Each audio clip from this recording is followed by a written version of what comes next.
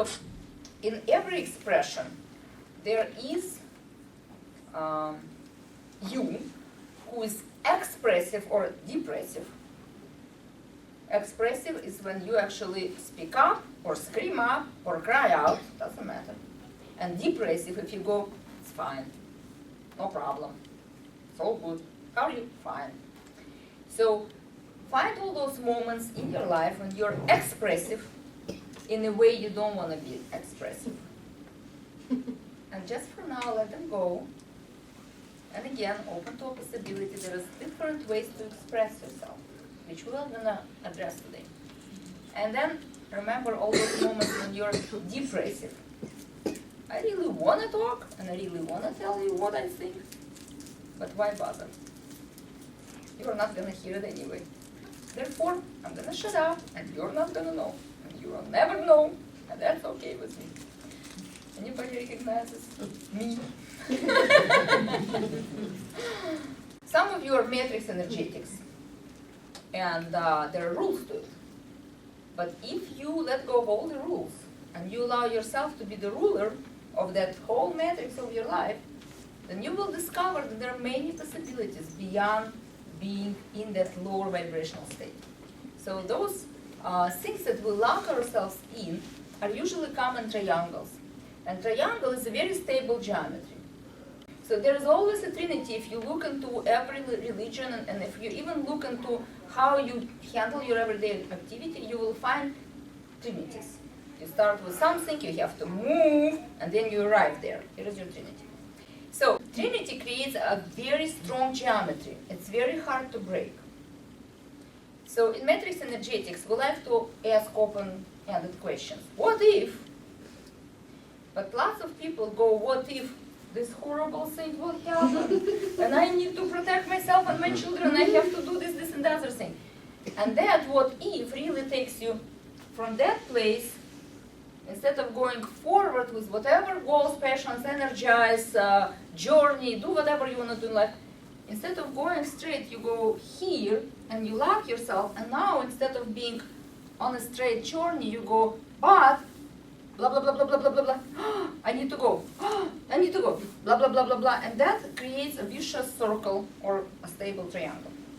So I'm going to give you 3 points of that triangle that will help you break that pattern. So triangle usually in human psyche has an emotional or physical sensation. Okay, so it's a state, emotional or physical. It's a physiology. So right now, some of you have a physiology of, very interesting. And some of you have a physiology of like, oh. And some of you are just like, I'm so tired. So find the physiology that you want, that is conscious for you right now. So if it's an interest, or if you want to be relaxed, or if you're really tired, you can go to sleep, no problem. Or yawn, or do whatever. So see if you've adjusted in any shape, way, or form from what you were before. Did you adjust anything? So physiology usually is unconscious. But if you make it conscious, physiological, emotional state, then you will be in charge, you will be the ruler of your triangle. All right, now, then it has a mental focus.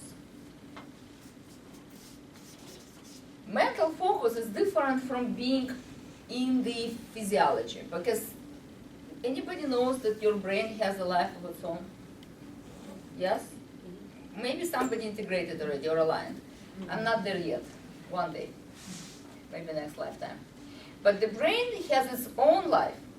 You have all those, meditations. 5 minutes later, it goes to place you don't want it to go. And you have to really bring it back all the time. So mental focus is very, very important because it actually affects your state a lot. But it's also unconscious. You find yourself being where you don't want to be afterwards. Or you can go where you want to be very consciously. So just right now, think about something that you absolutely love. Notice your physiology. I even see some smiles. Hooray. Okay. Now go to something that you absolutely hate. Come on, it's okay to let go of love for 1 second. You come back. No, I'm not gonna let go of love. I love it so much. Go to hate. Because we all have love-hate relationships in our life, even with your own body. I'm gonna lose this weight, I'm gonna gain that weight. That's your love-hate relationship right there. Okay? Alright, notice your physiology. How does that look and feel? Okay, let go of that.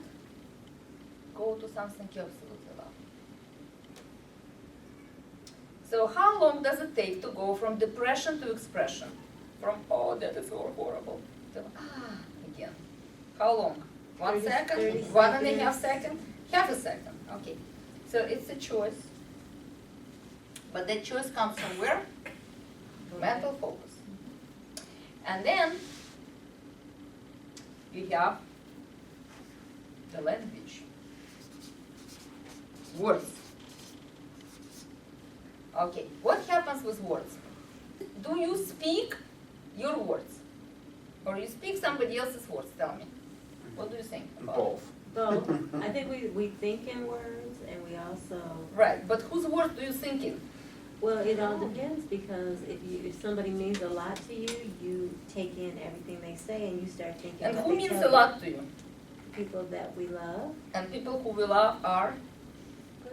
Family. Parents, family. Okay, so parents are our gods, first gods, right? We're in a crib, there's two big beings above us and they say different words. And some of these words are not so nice. You should be better, and you have to think harder, and you have to work more. And so at the end, these are the words that are going on all the time. If you're not Paddy who's doing storytelling, so her words come from better sources. Then we have our own storytelling that have been put in us by, and then everybody else that comes after. How do you create that or break it? Consciously. You get into the state, the physiology that Dave just demonstrated like that. Then you focus on something that you absolutely love, even if you have something in front of you that you absolutely hate. And then you choose your words. Okay. The mastery of that is coming. It's not there yet. We're going to learn that tonight? I'm going to tell you, there are 4 steps to everything. I am unaware where my mind is, how do I look, how are you? Fine. How's your family? It's fine. So physiology. We are not aware. Mental focus, not aware at all. And words, they're not our words. I can tell you, and I hear when somebody else in my family speaks the words that belong to their parents. Even my daughter sometimes, I'm like, oh my God, who's talking? Yeah. I'm constantly mixing the same concepts with different words, so I hope at some point it will get there. Here, for sure, here. So, how do you do it? Consciously. You become aware, which happened now, or maybe some of you remember some other things. From unawareness to awareness is here and now. You're already aware. From awareness to conscious practice, go there. Arrive and know that you can practice it consciously if you are aware. So catch yourself when you are speaking the words of your mother, father, husband, children, wife, and then bring yourself back to your mental focus, your words, and your state. And then the mastery is when you practice it consciously, you practice it consciously, practice it consciously, practice it consciously, and then it becomes unconscious. But now it's unconscious conscious. Not the other way around, unconscious, unaware, unconscious. So unconscious conscious is the mastery where you are out of your triangle that is blame, shame, somebody did it to me, I don't want it anymore, I'm not interested, I am bored, into the different triangle that actually supports your life.